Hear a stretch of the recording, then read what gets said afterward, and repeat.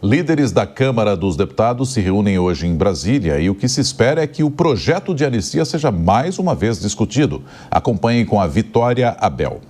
Líderes da Câmara dos Deputados devem voltar a debater hoje o projeto de lei que pretende anistiar ou reduzir penas de presos e condenados por tentativa de golpe de Estado após as eleições de 2022.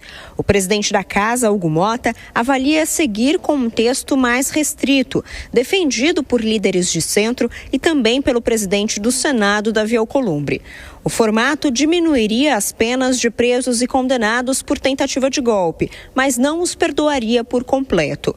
A proposta, de acordo com aliados de Mota, poderia incluir Jair Bolsonaro, já que dificilmente um texto poderia separar nominalmente os beneficiados. O PL, partido do ex-presidente, vem defendendo um projeto amplo e geral, que tornaria, inclusive, Jair Bolsonaro elegível novamente. Nesta segunda-feira, Hugo Mota se reuniu com o presidente Lula no Palácio da Alvorada. Entre os temas debatidos, Lula reforçou ser contra qualquer formato de anistia. O encontro ocorre em uma semana decisiva no Congresso Nacional, que terá reações da oposição à condenação do ex-presidente Jair Bolsonaro. O líder da oposição na Câmara, deputado Zucco, espera que o tema da anistia avance nesta semana. A pressão de deputados do PL e aliados de Jair Bolsonaro pode atrapalhar ainda mais o avanço de pautas prioritárias para o governo, como a isenção do imposto de renda para quem ganha até R$5 mil. Na semana passada, o presidente do PL, Valdemar da Costa Neto, afirmou que o partido está aberto a negociações em torno do texto e defende um projeto que seja possível de aprovar. Para o deputado e líder do PSB na Câmara, Pedro Campos, o partido de Bolsonaro está mais preocupado com a prisão e benefícios ao ex-presidente do que em ajudar aqueles que participaram dos atos de depredação aos prédios dos três poderes, em janeiro de 2023. Para Pedro Campos, os manifestantes foram usados e depois abandonados por Jair Bolsonaro e aliados dele. De Brasília, Vitória Abel. A gente abre aqui a nossa rodada de análises com o Cristiano Beraldo para que possa comentar esses assuntos principais que a gente vai levando ao ar para você. E esse é um deles. Beraldo, como é que você está vendo aí? Porque a gente tem opiniões dizendo que o projeto perdeu um pouco de fôlego, outros dizendo que ganha tração a partir disso.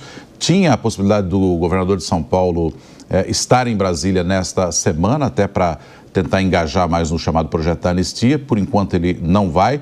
Como é que você está vendo isso tudo, Beraldo? A gente tem uma atração ou a gente está observando o tema ficando um pouco mais esquecido? Bom dia e bem-vindo. Bom dia, Nonato. Bom dia, Soraya. Bom dia, audiência que prestigia diariamente o Jornal da Manhã.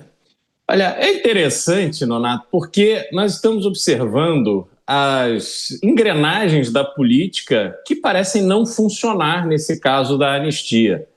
A gente precisa lembrar que Hugo Mota foi eleito, assim como Davi Alcolumbre, a partir de uma negociação, assim foi anunciado, pelo Partido Liberal, que, ao invés de lançar um candidato próprio, resolveu apoiar tanto Hugo Mota quanto Davi Alcolumbre com a promessa de que o projeto de anistia seria colocado em pauta para ser discutido e ser votado. Mas aí nada funciona. Parece que o PL era uma pessoa boazinha, inexperiente, que foi enganada pela dinâmica da política. Só que o Partido Liberal está no cenário político brasileiro há décadas. Aliás, já participou como vice-presidente do primeiro governo Lula. Então, a experiência do Partido Liberal e do próprio Jair Bolsonaro, que ficou 28 anos na Câmara, deveriam ter sido suficientes para detectar o nível de confiança que se poderia ter ou não nesses projetos de candidatura de Hugo Mota e Davi Alcolumbre. Pois bem, embarcaram nessa. E o pior, Nonato, é que a gente não vê nenhuma consequência ao fato de não haver interesse dos presidentes das casas de fazer esse projeto avançar. A desculpa era, não, nós teremos presidências de comissão, essa é a moeda de troca, nós teremos a primeira vice-presidência. Isso não adiantou de absolutamente nada. Hugo Mota é do Partido Republicanos, o mesmo partido do governador Tarcísio de Freitas. Cadê a reação do PL? Aliás, o PL tem a presidência da Assembleia Legislativa de São Paulo. Por que, então, não há uma reação, mesmo que seja em São Paulo, para dizer, olha, com republicanos, mantendo Hugo Mota, que não cumpre acordos, nós não vamos mais negociar. E a Assembleia Legislativa vai paralisar o governo de São Paulo. E aí vai para o tudo ou nada. Mas eles não fazem isso, porque não há essa disposição, não há essa vontade. No fundo, há uma diferença muito grande entre o que se discursa, o que se fala, o que se publica em rede social, com aquilo que efetivamente acontece nos bastidores. Nos bastidores, está todo mundo amigo, está todo mundo se abraçando, está todo mundo dando risada. Essa temperatura alta dos discursos não está acompanhada, respaldada pela realidade do dia a dia de Brasília. É só nós observarmos as cenas que circularam pela internet da última confraternização por ocasião do aniversário da esposa de um ministro do STF. Estavam lá todos abraçados, dando risada, e depois vão para a Paulista discursar. Então é o Brasil do faz de conta, mais uma vez, sendo evidenciado na cara de todos os brasileiros.